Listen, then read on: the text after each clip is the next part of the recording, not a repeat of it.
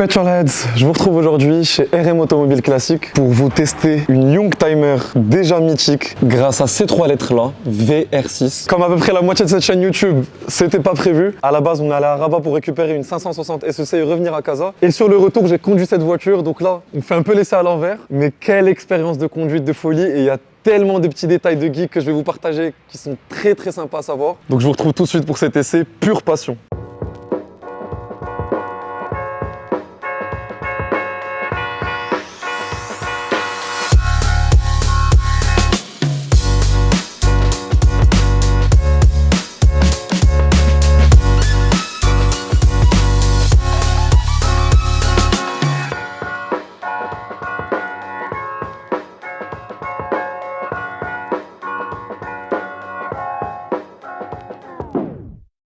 Bon, déjà remise en contexte, on est au début des années 90, en 91 la VR6 sort. Jusque là sur la Golf 3 il n'y avait que la GTI qui était dotée d'un 4 cylindres et on est vraiment dans la période phare des petites GTI bombinettes, des petites Pocket Rocket, des Hot Hatch qui sont en train de se développer de plus en plus. Notamment la concurrente principale de celle-ci, on n'y pense pas forcément, mais c'était la E30 325i qui faisait aussi 170 chevaux. D'origine sur cette Golf VR6, on est sur 174 chevaux pour 1200 kg. Et comme ça se faisait aussi à l'époque, et c'est vraiment un mot d'ordre sur cette VR6 de base, elle est élégante et discrète, et surtout ce que j'aime bien, ce qu'on aime ou on n'aime pas, mais avant je trouve que la sportivité était vraiment très discrète. Alors oui, on a des plus gros pare-chocs avec des entrées d'air, on voit derrière le radiateur d'ici. Ces phares là normalement ils sont un peu plus opaques, mais ça c'est des phares qui ont été modifiés, qui font un peu plus moderne. Sur les côtés on a une baguette en plastique avec l'inscription VR6, pas de bas de caisse totalement extravagant. Et derrière, mis à part l'inscription VR6, on avait d'origine une double sortie, celle-là n'est pas très d'origine mais je vais y venir tout de suite, et un pare-choc qui fait légèrement plus sportif, mais c'est tout. Il n'y a pas de gros diffuseurs, il n'y a pas de grosses lames latérales, il n'y a pas de gros pare-choc arrière,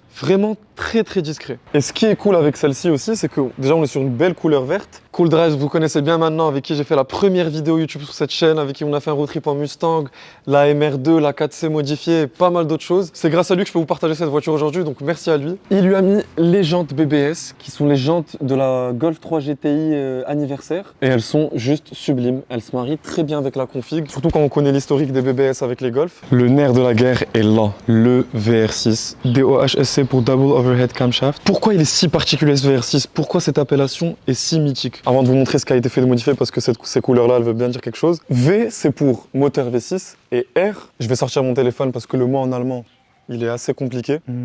Et R, c'est pour Reihenmotor, qui veut tout simplement dire moteur en ligne en allemand. Donc ça vous donne déjà un petit indice sur pourquoi ce moteur est assez bizarre.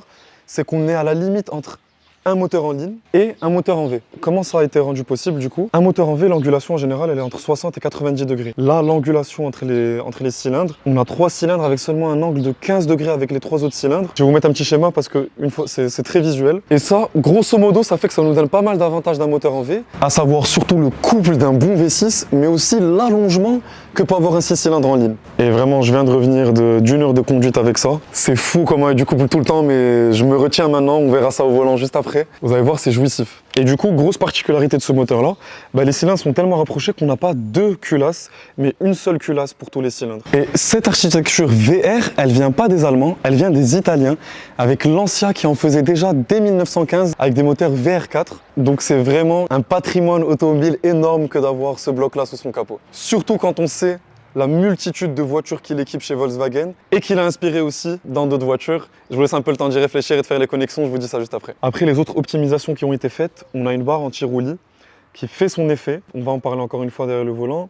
On a un gros filtre à air BMC en carbone, toute une admission d'air, tous les conduits qui ont été faits en silicone pour mieux résister à la chaleur et donc améliorer les performances, avoir un flux qui est toujours le moins chaud possible. Et voilà, rien de plus. Donc la stratégie, c'était quoi? Prendre une Golf 3, mettre un gros moteur VR6, faire des petites améliorations question suspension, et c'est tout. Là d'ailleurs, en plus de tout ce qui est esthétique, on a les freins qui ont été changés. Vous allez le voir aussi à l'arrière avec ces disques rainurés. On a un freinage, comme je vous le dis à chaque fois, c'est vraiment la modification la plus importante à faire sur un projet. Et les suspensions aussi, elle est un peu plus raide, un peu plus précise. Et on va y passer tout de suite. Je vais juste vous montrer l'intérieur rapidement et bien évidemment vous faire écouter ce qu'a dans le ventre ce VR6 là. On est sur 174 chevaux d'origine. Celle-ci avec les modifs que je viens de vous montrer, la ligne et la ligne des kata, on doit être aux alentours de 190 je dirais. D'ailleurs c'est une traction avant. Et en 93 il y a même la VR6 Synchro qui est sortie où là on avait une transmission intégrale. J'allais presque oublier Petrolheads avant qu'on y aille tout de suite et que je vous retrouve au milieu de cette caverne d'Alibaba.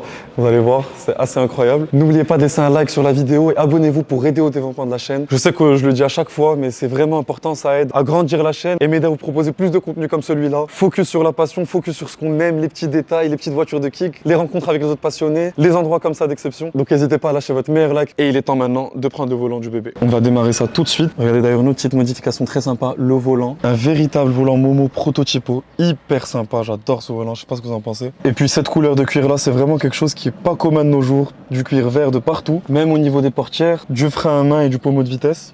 Je mets la clé à l'ancienne, let's go.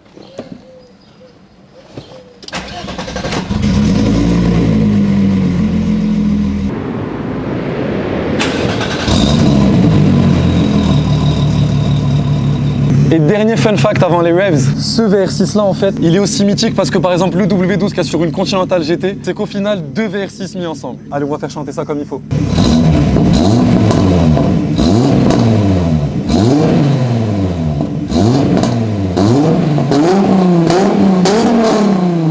Bon Petrolheads, je quitte Rabat.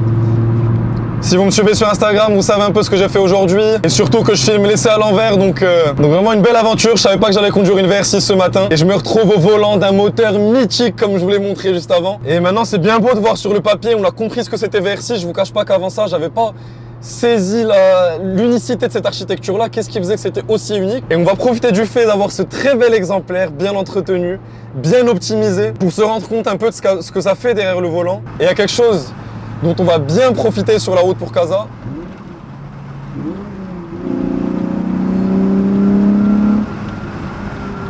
C'est cette sonorité unique. Alors si vous avez jamais entendu de VR6, c'est vraiment un son unique qui se distingue. On a le V12 Ferrari, on a le V12 Aston, on a le V8 Mercedes, le Straight 6 BMW.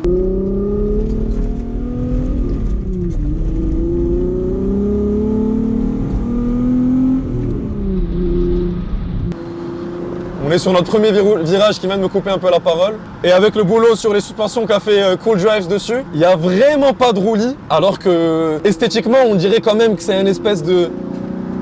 C'est pas la voiture la plus basse et la plus aérodynamique qu'on puisse avoir en tête quoi. Et avec la SEC devant, on atteint les 120 km/h avec une aisance déconcertante, j'ai envie de dire. Je suis en train un peu de devenir fou entre parenthèses parce que ça fait longtemps que j'ai pas filmé. Cet essai n'était pas prévu et ça m'a tellement manqué d'être en plus dans une voiture comme ça, passion, mythique, et de découvrir concrètement pourquoi ça l'est et de vous le partager, c'est vraiment ce que je kiffe le plus. Avec ces petits downshift comme ça, c'est unique. Et la réponse instantanée du VR6, et d'ailleurs cette architecture-là d'être entre un Straight 6 et un moteur en V avec cette angulation à 15 degrés seulement au lieu des 60-90 comme je vous ai expliqué, ça fait qu'on a l'allonge d'un Straight 6 et aussi le couple d'un V6.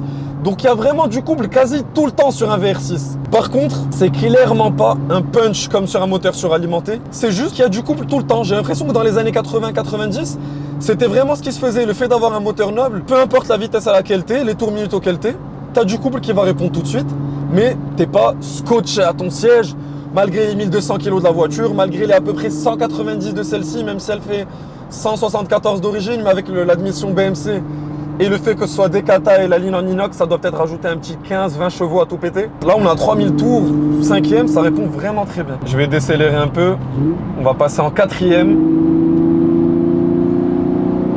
C'est un plaisir d'entendre chanter. Comme me disait Cool Drive, ça rappelle un peu ces gros moteurs des années 60-70, ultra coupleux, qui délivrent en continu. Et une des meilleures choses qu'il ait fait sur cette voiture, c'est cette ligne. Parce que c'est un plaisir de fou. Des kata, sans résonateur, et c'est pas du tout dérangeant. Dans le sens où on n'a pas une grosse résonance quand on cruise comme ça à 120. On n'a pas un son qui est surprésent, qui est beaucoup trop présent, pas du tout. On dirait que c'est une ligne 4-back avec un résonateur tout docile, donc juste ce qu'il faut. Et surtout, il y a plein de petites pétarades que je vais vous montrer dès qu'on arrive en ville. Il faut pas oublier aussi que cette VR6, contrairement à la Golf 5 R32 qui est aussi très connue parce que justement elle a un V6 sous le capot et c'était la Golf, c'est une voiture mythique des années 2000 quand même. Grosse différence avec elle, c'est que celle-ci c'est purement une traction avant. Et aussi question moteur, la Golf 5R32 il me semble qu'on est à plus de soupapes, 24 soupapes au lieu de 12 sur celle-ci. Et ça fait qu'on retrouve vraiment ce petit comportement un peu des Golf de GTI, où en fait t'achètes une Golf 3, ils ont pris une Golf 3, ils ont fait un petit boulot sur les suspensions et la direction, et ils ont mis un gros VR6 qui, pour l'anecdote, et je l'ai sûrement dit mais je vais le redire, sert de base en fait pour le W12 et très grossièrement aussi de base pour le W16 qu'il y a sur une Veyron, mais un W12 qu'il y a sur le Continental GT par exemple, ou qu'il y avait sur la Passat et non, la Passat c'était W8, c'était V8, non oui W12, et la Phaeton c'était V8 il me semble, ou W8. À voir, à vérifier. Ces moteurs-là se sont basés sur celui-là, où un W12, c'est littéralement deux VR6 collés pour avoir cette architecture-là.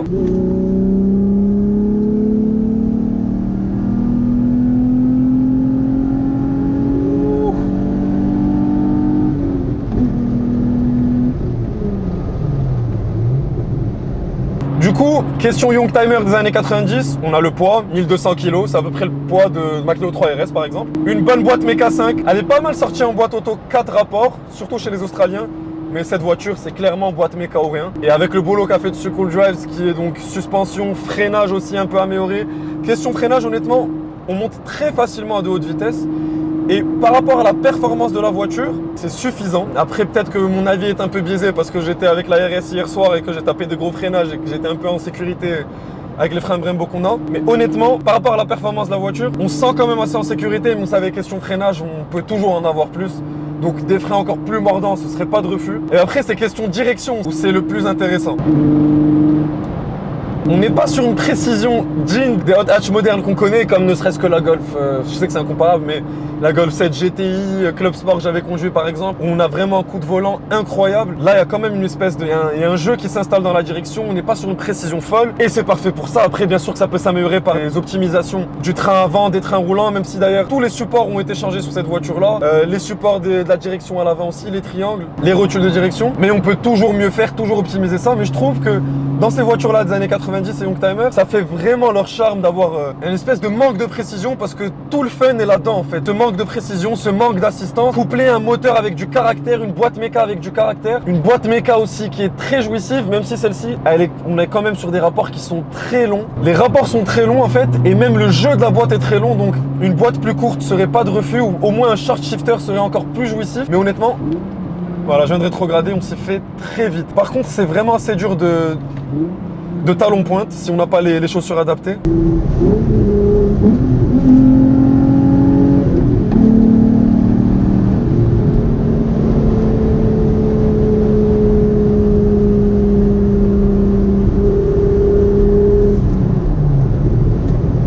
Et à chaque fois que je viens effleurer la pédale d'accélérateur, ça pétarade. Il n'y a pas eu de rebroque ni quoi que ce soit d'ailleurs, bien sûr. On sort du péage. Écoutez-moi ça.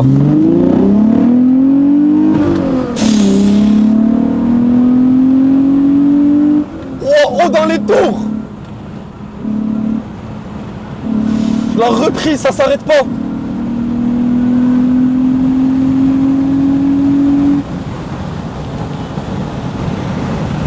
Mais c'est de la folie furieuse. Elle en demande, elle en redemande, elle en redemande. Ces moteurs Atmo là, à l'ancienne, ils sont tellement coupleux et sur une allonge tellement longue. Regardez, ça repart. Avec ce volant Momo prototype en plus, c'est encore plus excitant. On va se calmer parce qu'elle est peut-être des années 90, mais elle a toujours tout son jus en elle. On se fait les deux vues là, PetroRace en POV. Et là, c'est pour ça que j'ai cette casquette et la caméra. Je suis en 5e. On est en 4e là.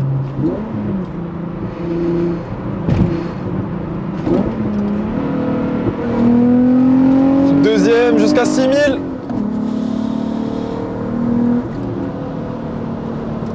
Et déjà à 120.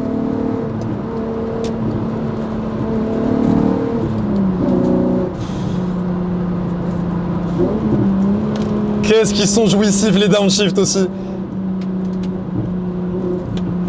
Et là, la ligne est vraiment chaude, donc ça tarade à chaque fois. Il suffit juste d'effleurer l'accélérateur et ça pétarade.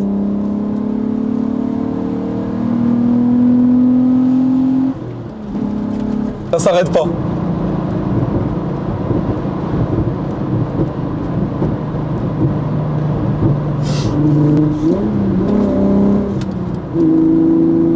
Par contre, il y a un petit truc qu'on ressent énormément, c'est la répartition du poids qui est entièrement à l'avant. Bien que le Versys, il n'est pas un poids excessif par rapport à un 4 cylindres qu'il y aurait sur la même Golf, sur une même Golf 3, bah, le fait qu'on soit en traction et qu'on ait ce gros moteur à l'avant, à chaque gros freinage, on sent vraiment les forces se concentrer sur l'avant et ça en fait du coup une voiture très maniable, mais ça peut aussi avoir son petit côté traître, notamment en virage avec cet effet lift-off si on lift, si on enlève le pied de l'accélérateur au moment où il faut pas. Et que du bon parce que ça rajoute encore du charme, de la conduite pure et dure. Et encore une fois, je le répète, c'est peut-être pas la voiture la plus précise, la plus incisive, mais on s'éclate au volant de cette voiture. Et pour moi, c'est le plus important encore une fois, on s'éclate. Regardez.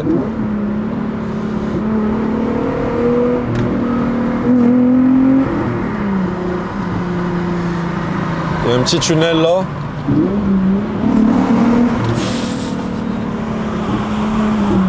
Ce qui est drôle aussi et que j'adore avec cette voiture, c'est que pour le commun des mortels qui ne regardent sûrement pas cette vidéo, donc des non-pétrolheads on va dire, bah pour eux c'est juste une Golf 3, les plus normales, comme toutes les autres Golf 3 qu'on voit. Surtout ici au Maroc, à Casa, il y en a pas mal, des diesel, donc tu passes inaperçu et au moindre downshift, c'est autre chose.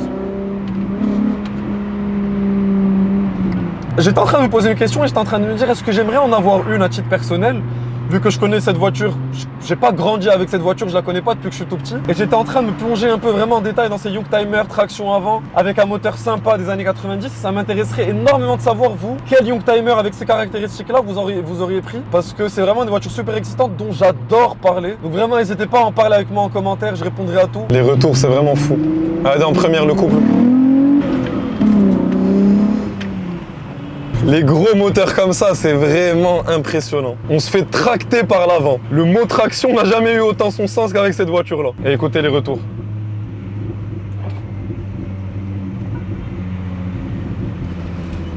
Par contre, à chaque dodane maintenant avec les nouvelles suspensions, il s'agit de complètement s'arrêter presque pour passer.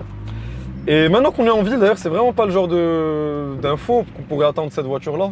Mais question conso en ville, je suis arrivé, on est descendu à 10,6 en autoroute. Mais en ville, en passant les rapports à 3000 comme ce qu'on fait en général, à 3000, 4000, 2500 en moyenne en conduite, on va dire normal plus, ça peut monter à 16-18 litres en toute détente. Voilà, maintenant vous le savez au moins. Bon, ça fait longtemps que j'ai pas été dans les embouteillages casablancais, ça m'avait pas manqué ça pour le coup, désolé monsieur. Là ça va résonner, écoutez.